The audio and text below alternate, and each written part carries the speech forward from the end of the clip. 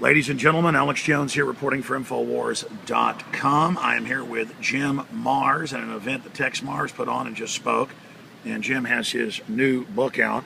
And we were just talking about hidden technology. And my old friend who even worked with me a few years, Raymond Teague, NASA engineer on the Apollo program, Skylab. Also, of course, on the space shuttle, you can just Google Apollo program and see Raymond there in the front line, one of the main guys, even though he'll try to talk himself down. And Raymond, you won't say a lot of this on tape, okay, and that's fine. You don't have to, but you said you'll talk about a little bit of this when you were at RCA separately with some of this stuff.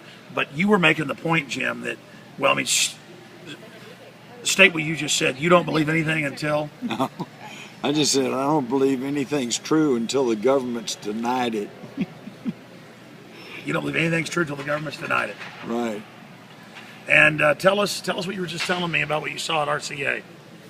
We got received a company bulletin, just as all these companies send out usually a monthly newsletter or something. I got one from RCA headquarters, and it said that they had, one of their experimenters had an object he was flying around that had an anti-gravity drive. In other words, it was self-levitating and could be moved around.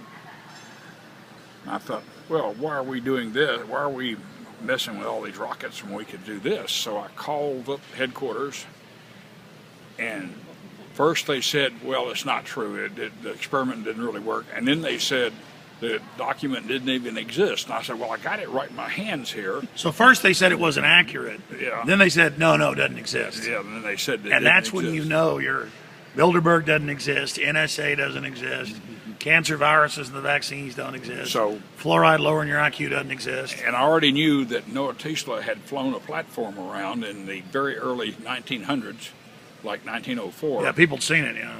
And I don't believe that we've gone backwards in technology, and the Russians grabbed everything they could of that technology, and I assume that our government grabbed some of it or all of it. What was the big telltale sign, though? You talked about this on the radio when they ordered the Saturn rocket plans destroyed and the extra rockets. I don't know the details. No, they didn't destroy the extra. They didn't destroy what was already been built, but they fixed it to where they really couldn't build any more without it being so costly. What did they do?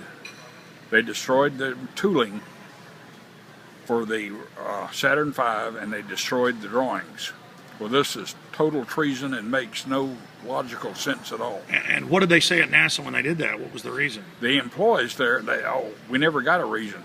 It was just announced that it had been done. And they knew, all the NASA employees, the government employees knew that, well, I'm going to retire here before they ever build anything else.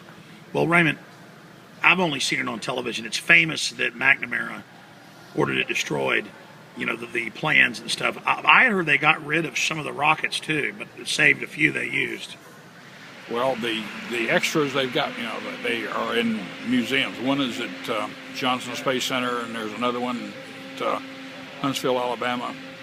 And I've seen it down in Houston. It's pretty neat. But you know, there's 3 or 4 that are on display. I don't know. Jim, what do you make of this? Well, for one thing, I think it's amazing that the things you can learn from employee newsletters and from year-end reports, corporate reports and things that never make the news. A good example is the newspaper that I once worked for, the Fort Worth Star-Telegram. In the employee newsletter, right after Reagan got elected, they had a big article. They were so proud that Reagan had appointed William Casey as head of the CIA. And William Casey was the majority stockholder, the guy that controlled the company that owned the Star-Telegram. So my newspaper was controlled and owned by the head of the CIA, and that was in the employee newsletter, but it never made the newspaper, and nobody ever knew that that was the case. And of course, then when they destroy the rockets, then that set our space program back, what, 2 decades or more? Well, no, we haven't recovered yet. Never have. We have to use the Russian heavy lifters. What do they call them? Soyuz? Right.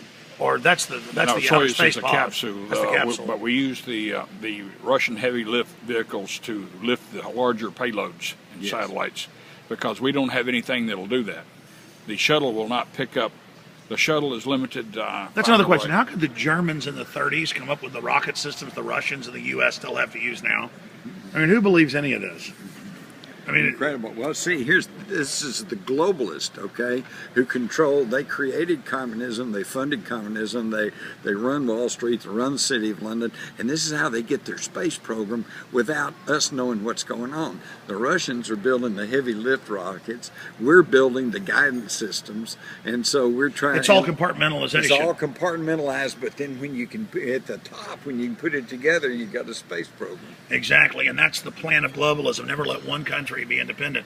By the way, people never seem to think, what are they in? We're at the Hilton here outside the old Bergstrom Air Force Base, and this is the former SAC base built in the 60s, and it's well known there's underground bases that connect out to bring the nukes to the planes under this, and they go out to Fort Hood.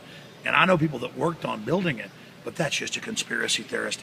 The average viewer probably doesn't even believe me that this Hilton is a former SAC base, but that's on record. Well, it's all conspiracy theory until it happens to you. Anything else, Raymond? Oh, that'll be enough. Just tell us about the astronauts. All right, folks. Alex Jones here for Infowars.com. I'll be live on the radio tomorrow with the Sunday show, and he's going to be in there in the second hour.